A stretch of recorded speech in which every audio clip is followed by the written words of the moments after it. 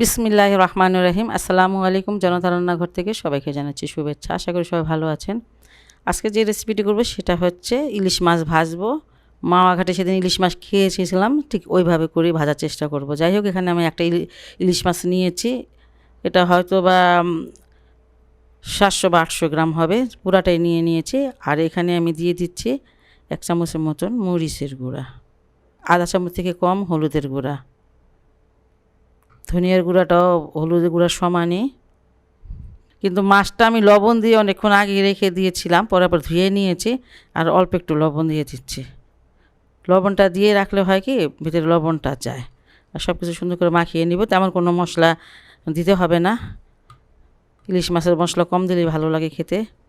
আর আপনারা যদি জিরার গুঁড়া কিংবা আদা রসুনের পেস্ট দিতে চান তাহলে অবশ্যই দিয়ে নেবেন, কিন্তু এটা এইভাবে খেতেই ভালো লাগবে বেশি।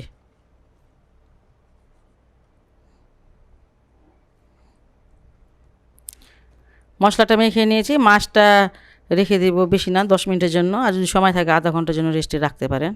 যাই হোক, এটা এক সাইডে রেখে দিচ্ছি। মাছগুলো ফ্রাই করার জন্য একটা ফ্রাই প্যান দিয়েছি চুলায়, আর দিয়ে দিব সরিষার তেল।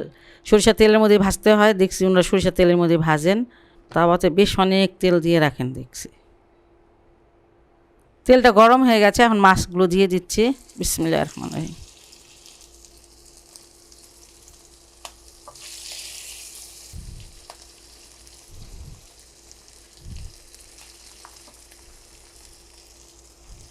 মনে হচ্ছে একটা দিক ভাজা হয়ে গেছে, উল্টিয়ে দেখি কেমন হয়েছে। আর খুব আস্তে নাড়বেন, ইলিশ মাছ খুব নরম মাছ।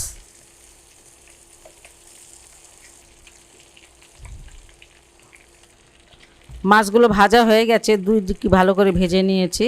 আপনাদের পছন্দ অনুসারে ভেজে নেবেন। এই দেখেন, দুইটা দিকে খুব ভালো ভাজা হয়েছে। আর এটা এখন আমি নামিয়ে নিচ্ছি। যা তেল দিয়েছিলাম তার থেকে ডবল হয়ে গেছে তেল। তেলটা ভাজার সময় একটু বেশি দিয়েছিলাম, এই জন্য দিয়েছিলাম। এর তেলে পেঁয়াজ আর মরিচ ভাজলে অনেক ভালো লাগে। এই যে কতগুলো শুকনো মরিচ দিয়ে দিলাম। আর যদি কেউ কাঁচা মরিচ খান, শুকনো মরিচটা না খান, তাহলে কাঁচা মরিচ একটু মাথা ভেঙে তারপর দিয়ে দিবেন, লেজের দিকে ভেঙে। মরিচটা ভাজা হয়ে গেল।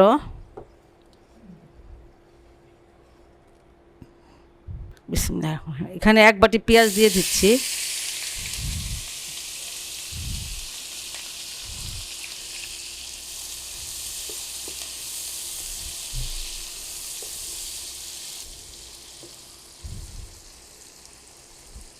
পেঁয়াজে অবশ্যই একটু লবণ দিয়ে দিবেন, পেঁয়াজের কোনো লবণ দেওয়ার নাই।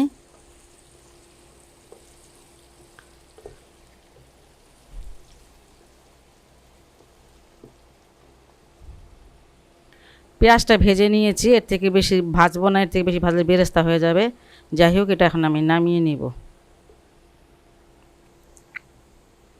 খুবই সহজ এবং মজাদার টেস্টি একটা রেসিপি। আপনারা বাসায় অবশ্যই এটা ট্রাই করতে পারেন। আর যদি ভালো লাগে তাহলে আমার চ্যানেলকে অবশ্যই লাইক, কমেন্ট, সাবস্ক্রাইব করবেন। সবাই ভালো থাকুন, সুস্থ থাকুন, নিরাপদে থাকুন, এই দোয়া করি। আল্লাহ হাফেজ।